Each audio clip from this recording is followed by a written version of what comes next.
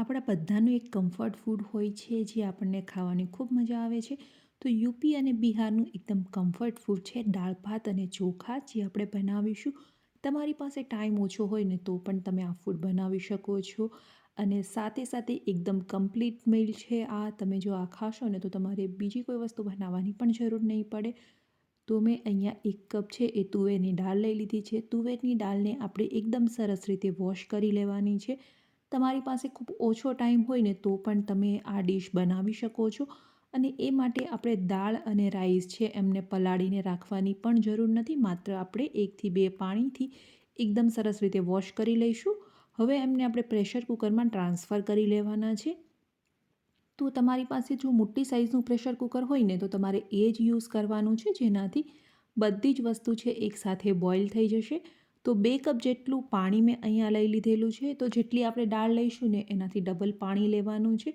ત્યારબાદ 1 કપ આપણે ચોખા લઈ લઈશું. ચોખાને પણ એકદમ સરસ રીતે વોશ કરી લઈશું અને ત્યારબાદ એમને આપણે એક બાઉલમાં ટ્રાન્સફર કરી લેવાના છે. તો મેં અહીંયા આ રીતની નાની સાઇઝનું બાઉલ લીધું છે. તો જે સાઇઝનું બાઉલ છે એ તમારા પ્રેશર કુકરની અંદર ફિટ થાય એ સાઇઝનું તમારે લેવાનું છે. જો તમારી પાસે આટલી નાની સાઇઝનું બાઉલ ના હોય તો આપણે જો નોર્મલી ચા ખાંડના ડબ્બા આવે છે ને એ પણ નાની સાઇઝના હોય છે. તો એમની અંદર પણ તમે ભાત મૂકી શકો છો. મીઠું એડ કરી દઈશું સ્વાદ અનુસાર. ત્યારબાદ આપણી જે દાળ છે એમની અંદર પણ આપણે મીઠું એડ કરી દેવાનું છે સ્વાદ અનુસાર, અને 1 ચમચી જેટલો હળદર પાવડર. તો હવે આપણે જે નીચે છે એ થોડું સ્ટેન્ડ મૂકી દેવાનું છે, અને સ્ટેન્ડ તમારી પાસે ના હોય તો તમે ડાયરેક્ટલી પણ આપણે આ રીતે મૂકી શકાય છે. તો મેં જે રાઈસનું બાઉલ હતું એ અહીંયા મૂકી દીધું છે અને ત્યારબાદ 3 બટાકા લઈ લીધા છે. તો બટાકાની છાલ છે એ આપણે કાઢી લેવાની છે અને ત્યારબાદ જ આપણે એમને બોઇલ કરવા મૂકીશું. કારણ કે આપણે દાળની સાથે જ એમને બોઇલ કરવાના છે એટલા માટે એમની છાલ કાઢી લેવાની છે. હવે આપણે 4 વ્હિસલ વગાડી લઈશું અને રિલીઝ થાય હવા ત્યાં સુધી આપણે પ્રેશર કુકરનું ઢાંકણ નથી ખોલવાનું. તો અહીંયા આપણા દાળ અને જે ભાત છે એ એકદમ સરસ રીતે બોઇલ થઈ ગયા છે. તમે જોઈ શકો છો કે ભાત પણ આપણા એકદમ સરસ તૈયાર થઈ ગયા છે. હવે બટેકાને છે એ આપણે એક ડીશમાં ટ્રાન્સફર કરી લઈશું.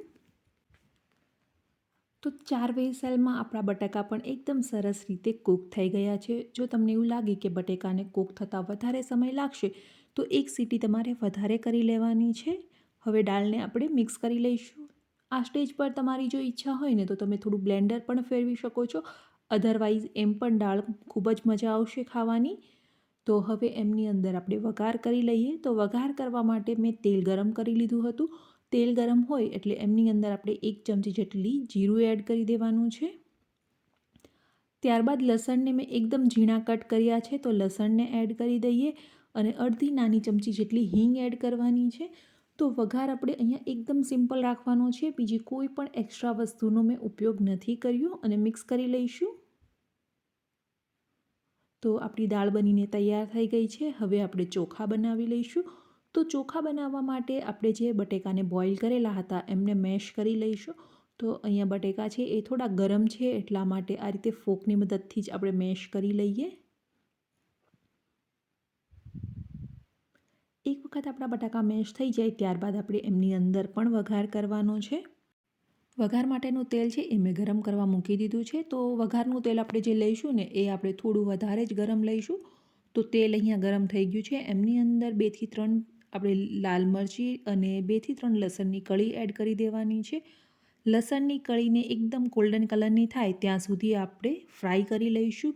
તો અહીંયા આપણી લસણની કળી છે એકદમ સરસ ગોલ્ડન કલરની થઈ ગઈ છે. હવે એમને આપણે બટેકાનો જે મસાલો છે એમની અંદર એડ કરી દઈએ.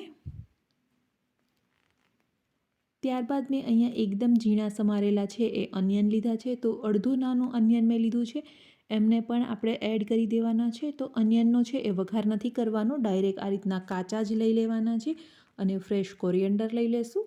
હવે આ બધી જ વસ્તુને મિક્સ કરી લઈશું. તો આપણી જે લસણની કળી અને આપણે લાલ મરચું લીધું હતું એ લાલ મરચાંને એકદમ સરસ રીતે મેશ કરી લેવાનું છે હાથની મદદથી. તો આ રીતે આપણે હાથની મદદથી મેશ કરીશું ને તો એમનો ટેસ્ટ ખૂબ જ સરસ રીતે મસાલાની અંદર બેસી જશે. તો અહીંયા આપણા ચોખા બનીને પણ તૈયાર થઈ ગયા છે. તો એકદમ યુપી બિહાર સ્ટાઇલ આપણે એમને સર્વ કરવા માટે આ રીતનો બોલ્સ તૈયાર કરી લઈશું.